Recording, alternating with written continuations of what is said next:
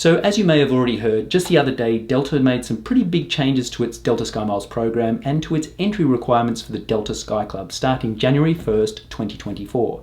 And I'm pretty sure that it's going to annoy a lot of people. So let's jump straight into the video and see what exactly is changing. Now let's start by looking at the changes that are going to affect your ability to access the Delta SkyClub. And these changes will affect the following credit cards: the Amex Platinum Personal and Business cards, and the Delta SkyMiles Reserve and Platinum Personal and Business cards. So if you have an Amex Platinum card, either personal or business, you'll be limited to just 6 annual visits to the Delta SkyClub each year. Then with the Delta SkyMiles Reserve Personal and Business cards, you will be limited to just 10 annual visits. Although with the personal card, you will still receive the 2 annual guest passes. With the Delta SkyMiles Platinum card, starting next year, you will not be able to pay to access their club. Currently, it is $50 per person for access, which is a little steep, but at least you get the option to experience the club. But cutting that out totally is a bit mean in my opinion. Then if you are lucky enough to hold an Amex Centurion card or Black Amex, there will be no changes to your ability to access the Delta SkyClub, so you will still have unlimited access. And this kind of makes sense seeing that you are paying such a large annual fee for this credit card each year. Either way, it's a pretty big shake-up and almost a bit of a joke, seeing that these cards previously provided you with unlimited access to the Delta SkyClub when flying on a Delta marked flight. I don't know about you, but I hate being marketed with all of these great benefits that these cards apparently offer, only to have it taken away a short time after. It's almost like a bait and switch. But what do you guys think? Are you happy with these changes?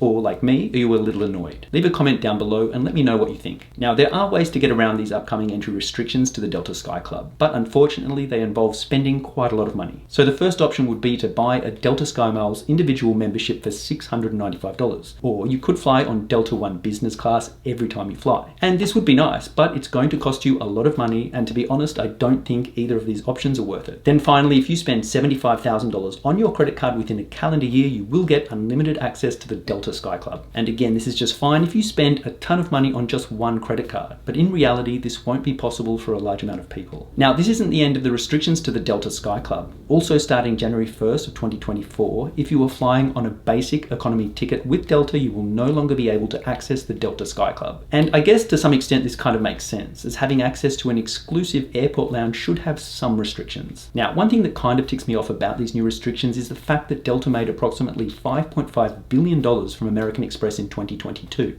And expects to make $6.5 billion just this year alone. That's an insane amount of money, and to think that they are now restricting access to their lounges to their loyal customers is a bit of an insult. I know that companies need to make money, but if they are making literally billions of dollars just from Amex each year, I'm pretty sure they could find a way to open a few extra clubs to allow for the overcrowding that has been happening over the past few years. So besides the major overhaul that will be implemented next year regarding access to the Delta SkyClub, Delta is also making big changes to how you earn Medallion status. Basically, starting January 1st of 2024, they will be ending Medallion qualifying miles and Medallion qualifying segments and will just focus on Medallion qualifying dollars. So let's just take a look at where you can earn Medallion qualifying dollars from. When using either your Delta SkyMiles Reserve Personal or Business card, you will earn 1 MQD per $10 spent. Then with the Delta SkyMiles Platinum Personal or Business card, you will earn 1 MQD per $20 spent. And there is no limit on MQD earnings when spending on these cards. You will then earn 1 MQD per dollar spent through Delta on the following categories: Delta marked flights, car rentals,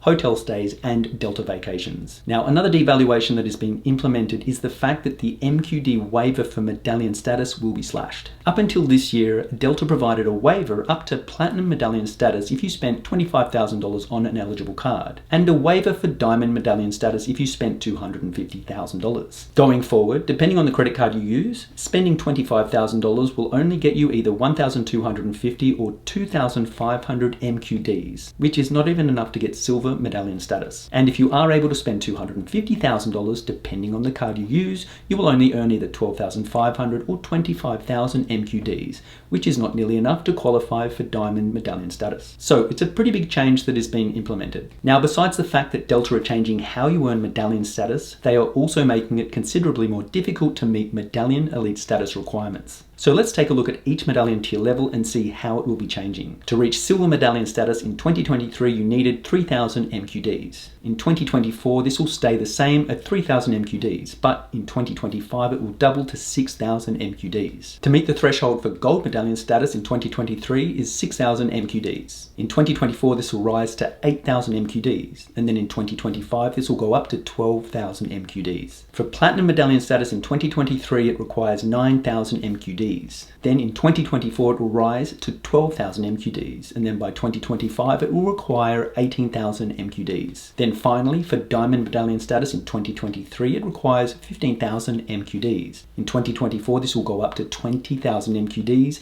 and in 2025 this will go all the way up to 35,000 MQDs. So as you can see, it is going to be considerably harder to reach these new thresholds in the coming years. Every tier level will at least double in the next couple of years. Now, up until this year, Delta offered the ability to roll over your MQMs each year, but unfortunately Delta is also scrapping this benefit. Basically, if you have any rollover MQMs that you have earned during 2023, Delta will give you a one-time option that will convert your MQMs into either MQDs, redeemable miles, or both. If you roll over your existing MQMs to miles, they will convert at a rate of 2 to 1. Then if you choose to convert your MQMs to MQDs, the rate will be 20 to 1. So big changes are coming for all Delta customers, whether you like it or not. And to be honest, I'm not a big fan of these changes, but thankfully I don't need to rely on Delta Airlines or the Delta SkyClub when I travel. I'm still perfectly happy with my Amex Platinum card and Chase Sapphire Reserve card, which both offer a free Priority Pass Select membership and the ability to transfer points to a whole variety of different airlines at a 1-to-1 rate. And the best thing about these cards is the fact that you are not tied into just one airline. You actually have more freedom and options if something like this happens. Anyway, that's my little rant for today. But what do you guys think about these upcoming changes? Is it a good idea or a bad idea? And more importantly, will you keep your Delta SkyMiles card or cancel it for a more rewarding credit card? Leave a comment down below and let me know what you think. Now, if you want a better and cheaper option for gaining access to airport lounges, make sure you watch this video here where I show you all of the exclusive benefits you can receive with a Priority Pass membership.